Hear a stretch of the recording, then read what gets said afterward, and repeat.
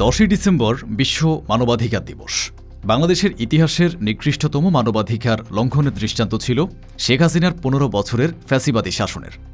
এই শাসনকালে বাংলাদেশের মানবাধিকার লঙ্ঘনের অসংখ্য গুরুতর অভিযোগ ও ঘটনা রয়েছে, যার কিছু নানা আন্তর্জাতিক মানবাধিকার সংস্থা, তদন্ত কমিশন ও গণমাধ্যমের রিপোর্টে আলোচিত হলেও অনেকগুলো নিয়েই হয় না কোনো আলোচনায়, বিচার দূরে থাক। ফ্যাসিস্ট হাসিনা সরকারের অধীন নিরাপত্তা বাহিনী পরিচালিত গোপন ডিটেনশন সেন্টারগুলোর মাধ্যমে অনেক মানুষ গুম বা নির্মম নির্যাতন নিপীড়নের শিকার হয়েছে। 2024 সালের পরে গঠিত গুম সংক্রান্ত তদন্ত কমিশন প্রাথমিকভাবে 1676টি গুমের অভিযোগ পেয়েছে। এর মধ্যে প্রায় 200 জন আজও ফিরে আসেনি। গুমের শিকারদের মধ্যে বিএনপির ইলিয়াস আলী, সালাউদ্দিন আহমেদ আর জামায়াতের ব্যারিস্টার আরমান বিন কাশেম, ব্রিগেডিয়ার জেনারেল অবসরপ্রাপ্ত আবদুল্লাহ আমান আজমি, রেজাল করিমের নাম উল্লেখযোগ্য।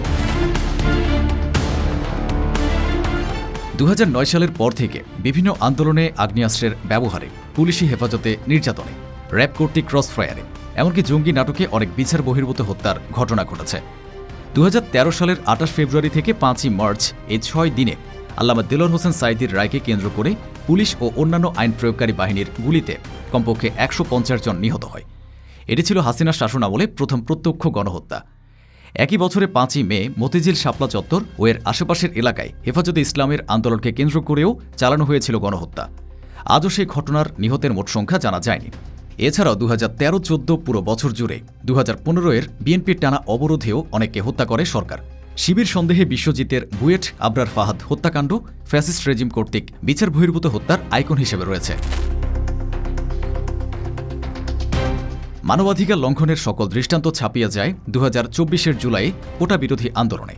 36 দিনের আন্দোলনে হাসিনা সরকার হত্যা করে প্রায় 3000 মানুষকে, গুম করা হয় সমন্বয়কদেরও, আহত হয় 250,000 মানুষ। হাসিনার আমলে সাংবাদিক, মানবাধিকার কর্মী ও রাজনৈতিক সমালোচকদের বিরুদ্ধে নিয়মিত হতো গ্রেফতার বা হয়রানি। মত প্রকাশের স্বাধীনতার টুটি চেপে ধরতে করা হয় ডিজিটাল সিকিউরিটি অ্যাক্ট, বন্ধ করা হয় অনেক টিভি চ্যানেল, পত্রিকা ও অনলাইন পোর্টাল। হাসিনা কর্তৃক বন্ধ করা উল্লেখযোগ্য টিভি চ্যানেলগুলো হল channel 1, Diganta TV, Peace TV, Islamic TV. পত্রিকার মধ্যে রয়েছে আমার দেশ, দৈনিক দিনকাল। হাসিনার সাংবাদিকরা হত্যার শিকারও হন। সাগর রুনি দম্পতির হত্যাকাণ্ড এবং কারা হেফাজতে কার্টুনিস্ট মোস্তাকের মৃত্যু বহুল আলোচিত।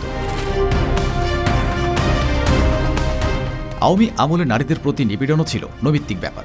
শিক্ষাঙ্গনে ছাত্রলীগ কর্তৃক অনেক ছাত্রী নির্যাতনের শিকার হয়েছে। ঢাবিতে পহেলা বৈশাখে প্রকাশ্যে নারীর শ্লীলতাহানির ঘটনা ঘটেছে। বিশেষত জামায়াত ইসলামীর নারীকর্মী ও তাদের ছাত্রী সংগঠন, ছাত্রী সংস্থার উপর চালানো হয় নানা রকম নিপীড়ন। বাংলাদেশের সাম্প্রতিক রাজনৈতিক ইতিহাসে মানবাধিকার ইস্যুটি গভীর বিতর্ক, তীব্র অভিযোগ এবং বিভিন্ন আন্তর্জাতিক সংস্থার প্রতিবেদনে নিয়মিত আলোচনার বিষয় হয়ে উঠেছে। যে শাসনকালেই এমন অভিযোগ উঠুক না কেন, গুম, বিচার বহির্ভূত হত্যা, রাজনৈতিক দমনপীড়ন, বাক স্বাধীনতায় বাধা কিংবা নারীর প্রতি সহিংসতা, এসব অভিযোগ রাষ্ট্রের দায়িত্ববোধ, স্বচ্ছতা ও জবাবদিহির প্রশ্নকে সামনে আনে। মানবাধিকার লঙ্ঘনের ঘটনাগুলোর পূর্ণ সত্য নিরূপণ এবং দায় নির্ধারণের জন্য নিরপেক্ষ তদন্ত, বিচারিক প্রক্রিয়া ও স্বচ্ছ প্রাতিষ্ঠানিক সংস্কার প্রয়োজন।